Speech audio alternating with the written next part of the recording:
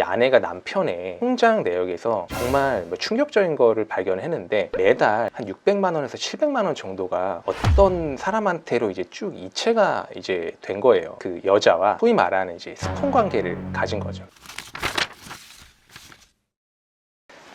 안녕하세요. 대한변호사협회 이혼 전문 변호사, 이혼법률 베스트셀러 작가 조성구 변호사입니다. 보통 이혼 상담을 하러 오는 남녀 비율이 어떻게 되나요? 요새는 이제 남자분들도 이혼을 원하시는 분들이 꽤 많이 있기는 한데 그래도 여자분들이 더 많습니다. 비율적으로 보면은 뭐 한 6대4, 7대3 정도 그 정도 되는 것 같아요. 그럼 이제 아내가 좀 이혼을 결심하는 이유에는 어떤 것들이 있을까요? 일단은 남녀 사이에서 이제 어떤 갈등이 있었을 때 이제 일반적으로 보면은 남자는 어떤 문제점에 대해서 좀 직접적이고 바로바로 얘기를 하는 측면이 있는 것 같고요. 여자분들 같은 경우에는 바로바로 얘기를 하기보다는 어느 정도 조금 인내하고 쌓아놓은 다음에 간접적인 방식으로 표현을 하는 경우가 많아요. 근데 안타깝게도 이 남자 쪽에서는 여자분이 이제 얘기를 하는 거를 정확히 캐치를 못하는 경우들이 되게 많다라는 거죠. 그러고 보니까 남자의 불만 같은 경우는 그때그때 이제 얘기가 되고 뭐 해소가 되는 측면이 있는데 여자가 느끼는 불만 같은 경우는 쭉쭉쭉 그냥 가요. 그렇게 해서 이게 시간이 흐르다 보니까 이게 쌓여서 결국에는 폭발을 하면서 뭐 이혼 통보를 하는 거죠. 결국에는 이제 이거는 그러니까 의사소통의 문제라고 볼 수 있을 것 같습니다. 물론 모든 남자가 이렇고 모든 여자가 이렇다 뭐 이제 이러는 거는 당연히 아니지만 일정한 이런 경향성이 있기는 한 것 같습니다.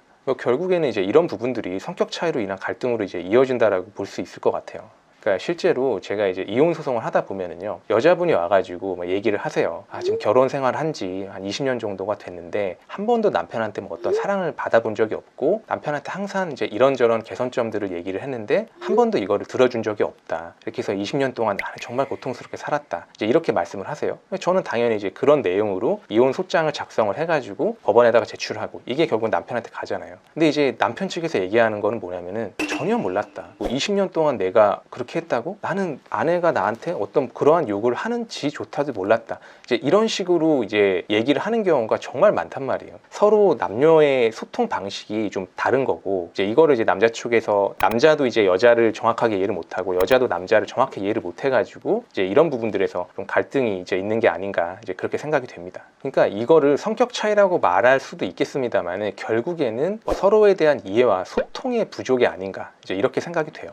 또 이제 여자들이 이혼을 하는 이유로는 이제 가정폭력을 꼽을 수가 있어요. 예전에 비하면은 많이 좀 줄어들었다고는 하는데 아직도 가정폭력으로 인해서 고통을 받는 분들이 있는 거는 사실입니다. 직접적으로 뭐 때리고 이제 이런 경우들도 있는데 신체적인 폭력까지 아니더라도 집기를 집어 던진다라든지 아니면 이제 말로써 이제 뭐 폭언을 하고 뭐 욕설을 하고 이제 이런 경우들도 상당히 많고요. 이제 이런 부분들이 이제 쭉 이어져 오게 되면은 결국에는 여자 입장에서 참지 못하고 이제 이혼을 결심하는 사례들이 꽤 있습니다. 그리고 또 이제 외도로 인해서 이혼하는 분들도 이제 상당히 많죠. 남편이 누군가와 이제 상간녀와 이제 외도를 한다라고 하면은 아내의 입장에서는 남편을 이제 신뢰하기가 굉장히 이제 어렵잖아요. 그러다 보니까 이제 이혼을 결심하는 경우들이 많은 거고, 근데 제가 예전 영상에서도 말씀을 드렸지만 남편이 외도를 한다고 해서 무조건 이혼을 하는 거는 아니에요. 여러 가지 현실적인 이유들이 있을 수는 있거든요. 특히나 이제 경제적인 부분들이 있죠. 그래서 뭐 보통 혼인 관계 자체는 유지를 하고 상간녀에 대해서 상간녀 소송을 제기를 하고 여기에 대한 남편의 태도를 보고 이후 남편이 과연 불륜에 대해서 진정으로 반성하고 재발 방지를 약속하는지 여부를 한번 지켜보고 이혼을 결정하자 이제 이런 분들도 굉장히 많이 있습니다.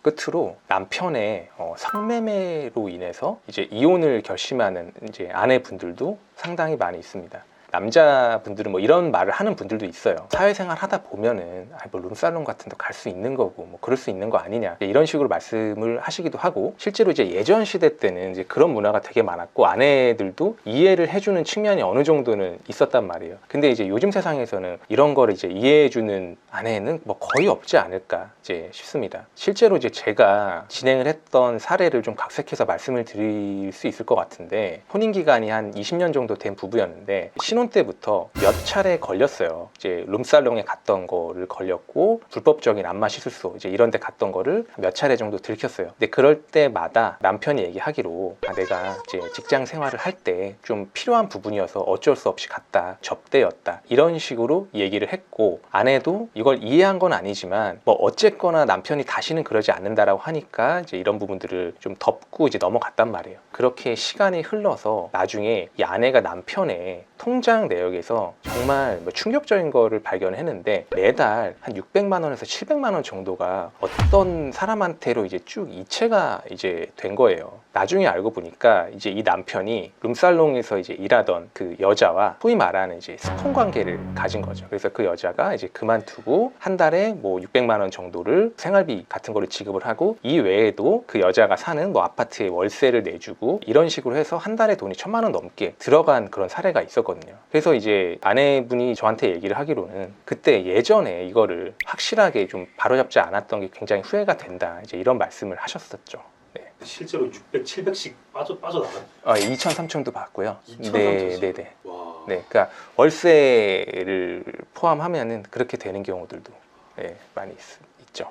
그럼 변호사님께서 네. 이혼 상담을 하시면서 약간 이런 부분만 개선되었다면 되게 좋았을 텐데 좀 그런 부분이 있을까요? 결국에는 아까 말씀드린 아내가 왜 이혼하는지에 대한 이제 4가지 점 있잖아요. 이거를 뒤집어 생각하면 될 것 같아요. 당연히 외도하면 안 되고 뭐 성매매하면 안 되고 폭언을 하거나 뭐 폭행을 하면 안 되는 건데 이건 너무 당연한 얘기 같고 처음에 말씀을 드린 의사소통의 문제, 성격 차이의 문제 이제 이게 굉장히 중요한 부분이 아닐까 싶어요. 이제 아무래도 남녀가 이제 생각하는 구조가 서로 다르고 소통의 방식이 좀 다를 수가 있는데 상대방을 조금만 더 이제 이해하려고 노력을 하고 저 사람이 이렇게 말하는 이유가 뭘까? 저 사람의 말의 의미가 뭘까? 그거를 물어보고 그리고 내 생각을 정확하게 상대방한테 좀 전달을 하고 이런 부분이 있다면은 이혼하는 부부의 수가 좀 줄어들지 않을까? 그런 기대를 한번 해볼 수 있을 것 같습니다.